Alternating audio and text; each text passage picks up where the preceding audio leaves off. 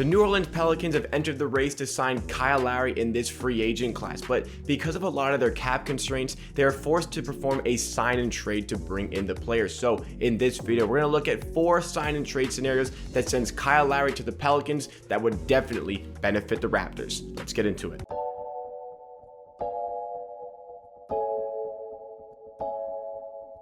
Welcome everybody to Amateur Hour Sports. This is a channel where you get NBA content with a focus on the Toronto Raptors at least 4 days a week. That is Monday, Wednesday, Friday, and Saturday. This is your Wednesday episode where we are talking about Kyle Lowry and a possible trade to the New Orleans Pelicans, who have expressed interest in the player. So if you like what you see from today's video and you want more of myself talking about the NBA and the Raptors in videos and content just like this, make sure to hit that subscribe button down below to show your support to the channel on a road to 5,000 subscribers. We're getting very close to 4.5K, which is only 500 away from the big milestone. You can help us get there. But let's get down to business. We're talking again about the New Orleans Pelicans having expressed their interest in bringing in Kyle Lowry. They've entered the chat here after it seemed like Philly and Miami were the only teams who had true interest in the player. Maybe the Lakers had some outside interest, but the Pelicans want to put themselves at the forefront of these negotiations because the clock is ticking on Zion Williamson's contract, and the clock is ticking on putting a competitive team around him. This really reminds me of the early years of LeBron in Cleveland, where he was constantly clamoring them to bring in a good player or bring in multiple good players to make the team better to play around him. But because it's such an unattractive destination, I mean, New Orleans, it's a great city, but a lot has been said about the organization, especially coming from JJ Redick over the last couple of weeks.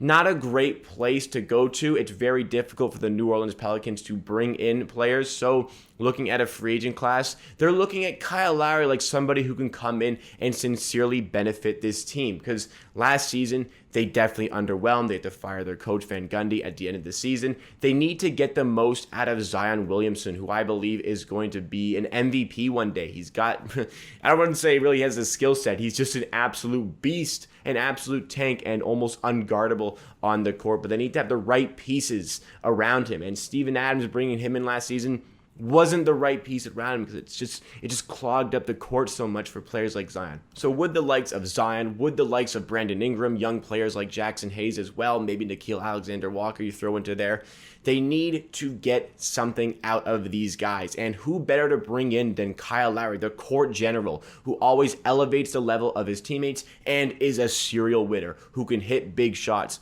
make decisions in the biggest moments, and swing momentum with maybe drawing a charge late on in the game.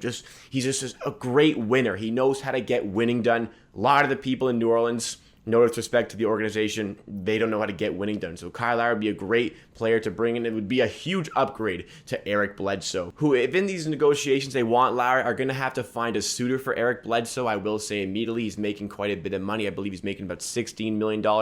Kyle Lowry is probably going to fetch around 20 to 25 million, maybe even a little bit more if he's going to a destination like New Orleans, where maybe it's not his first choice destination. They got to move on from Eric Bledsoe, who I have no interest in taking back in these sign and trade negotiations. I will say right away, I do not want Eric Bledsoe, despite the fact that he was one of the key pieces in the Toronto Raptors 2019 championship run. Yeah, I don't want to bring this player into the Raptors, so they're going to have to find somewhere else. But what I do have for you in this video is 4 possible sign and trade situations, because Kyle Lowry fits in, I think, so well with New Orleans. If he does want to go to this place, there are some great trades that can come the other way that would satisfy Raptors fans and the Raptors organization. But I will, before I get started, just say that this ultimately depends on if Kyle Lowry wants to actually go to this place. So if he doesn't want to go, then we can scrap this whole thing. But let's just say in the hypothetical situation, we can send Kyle Lowry to New Orleans. The first trade, I think that this is one of the most attractive trades I think we can get out of this, is we get Lonzo Ball in return, as well as a second-round pick in 2022. The Pelicans, they don't really like Lonzo Ball, and if a good offer comes in their way as he's a restricted free agent, if a good offer goes his way, the Pelicans are not going to match it, so maybe they think they can get a little bit of value out of this player. I think that Lonzo Ball would fit pretty well within the Toronto Raptors system if we bring in a draft pick who is a guard like Jalen Suggs. Wouldn't be bad to have Lonzo Ball starting in the point guard position with Fred VanVleet as shooting guard. Lonzo Ball has proven to be over the last couple of seasons an actual good three-point shooter, and he's one of the best passers in the league. He's a great defender. defender. His size really makes up for the lack thereof for Fred VanVleet. I think it makes a lot of sense to have him on the team. Could even be him coming off the bench running the second unit if you want to start, let's say, Jalen Suggs, or if you want to start Gary Trent Jr., assuming we draft Jalen Suggs. So that's the first one. This one doesn't seem as likely. I don't know how much the Raptors can have true interest in Lonzo Ball because there's probably plans to draft a guard with the 4th overall pick. It just seems like everything is lining up to be Suggs coming to the team. But the second trade I have here, and this one I really, really like, and I think the Raptors should push this one if New Orleans have true interest in Kyle Lowry. So bear with me here. Kyle Lowry goes to the Pelicans. We get Steven Adams and the 10th overall pick in this upcoming draft, which is just over a week away now. Steven Adams didn't have a great season with the Pelicans, but we know Steven Adams is a great center. The Raptors are missing that true center for the team who can defend the rim and get rebounds. Steven Adams definitely fits that. New Orleans wasn't a great destination for him. Didn't fit in their system. He kind of clogged up the spaces for Zion Williamson, which left him a little bit ineffective because he had to get out of the way for Zion, of course. So if Steven Adams is in a system where he can be himself like he was in OKC, he can get back to the point where he was putting up 13 points per game and almost 10 rebounds per game like he was a couple of seasons ago with the Oklahoma City Thunder. Remember, Steven Adams is only like 27, 28 years old. He is not old by any stretch of the imagination. The unattractive part is he's making $17 million this season, $17 million this season after. So that's why we're going to get the 10th overall pick in this. The Raps can draft a really good prospect here. You can draft somebody like, if you want a big, you can go for Alperen Sengun. You can also go for somebody like Davion Mitchell, who people have expressed interest in. There's some good players you can take here. A lottery pick is definitely something that you would accept in a negotiation for Kyle Lowry as a little bit of a consolation for having to take on that monster Steven Adams contract. But, 17 really isn't that bad. And the Raptors can afford that. This trade, I think, makes a lot of sense. I would pull the trigger on this trade right now. I don't know how you guys feel. I would make this trade. The third trade I want to bring up, this is one that I will say immediately, listen to me right now. New Orleans Pelicans fan, listen to me right now. This is one that I don't think the Pelicans fans would want to make, but this trade sends Kyle Lowry to the Pelicans. The Raptors get Jackson Hayes and a 2022 second round pick. Now, again, Pelicans fans, they really like Jackson Hayes. He's an ascending young big who's got good potential, and I feel like he's about to hit his stride next season, especially if the doorway is cleared from Steven Adams to fill in that center position. So Jackson Hayes, I think that he is going to take a step up. Pelicans fans may not want to get rid of him, but the Raptors, to bring in somebody who could probably be our backup big man for next season, who I think is going to be averaging near a double-double later on in his career. He's athletic, he's super tall, he gets rebounds, he gets blocks, he's got a highlight reel package on offense. This one would make a lot of sense also at about 21, 22 years old. Lots of potential for this player. This is one the Raptors development team would love to work with, I'm sure, but Pelicans organization, Pelicans fans, I'm sure will be very reluctant to send Jackson Hayes anywhere, especially if it's bringing in a 35-year-old Kyle Lowry. So the last trade that we have here, the fourth sign-and-trade situation that I have,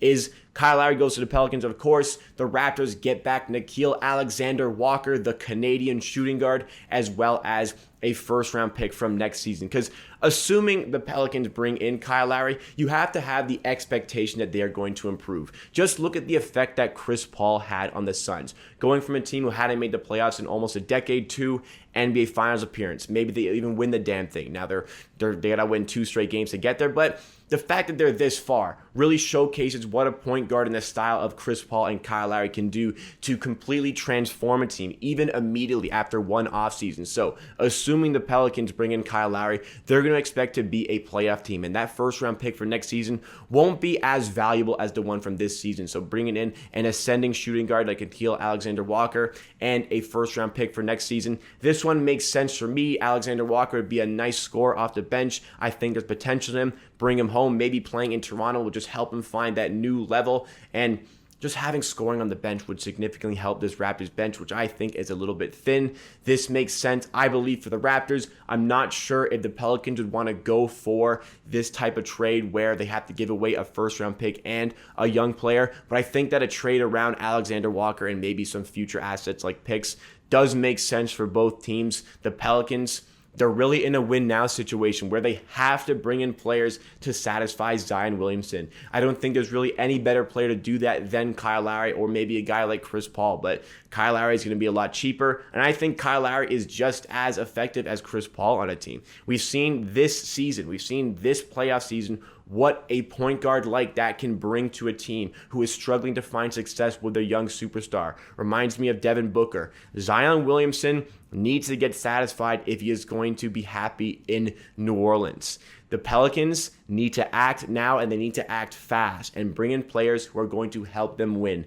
Kyle Lowry, as I said earlier, is a serial winner. This makes sense for the Pelicans, but for the right price. And I think that I've listed multiple trades that the Raptors organization and Raptors fans as well would be quite content with. I think the best one for me is bringing in Steven Adams and the 10th overall pick. Now, this is assuming that the Raptors with the 4th overall pick do not draft Evan Mobley. If we draft Evan Mobley, obviously, we do not need to bring in a center, so you could look at somebody like Nickeil Alexander-Walker coming the other way. But I'm assuming we draft Jalen Suggs, we can get Steven Adams to round up our starting 5. We don't have to go into the free agent market to bring in a center, and we can work with what we have. 2 years of Steven Adams at $34 million, $17 a season, is not the worst thing in the world, and I truly believe that Steven Adams can refine the form that he had with OKC if he's put into a destination like Toronto, who would help fit his needs and would cater the game to his strengths. Whatever happens, if something goes down, I think it makes sense for both sides, but bottom line, I'm going to say Kyle Lowry probably has no interest in going to